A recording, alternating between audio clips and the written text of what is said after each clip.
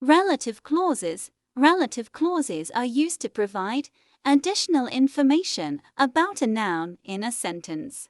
They begin with relative pronouns such as who, whom, whose, which, or that, or relative adverbs such as when, where, or why. Here are the main types of relative clauses. 1. Defining relative clauses, essential for the sentence's meaning. Without it, the sentence wouldn't make complete sense.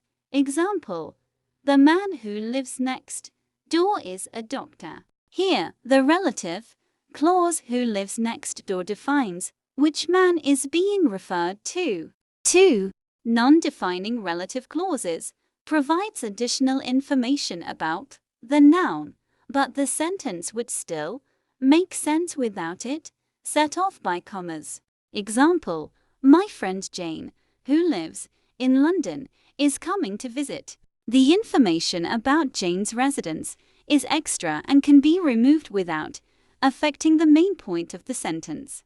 Relative clauses are a way to add detail and specificity to your sentences by giving more information about the nouns they modify.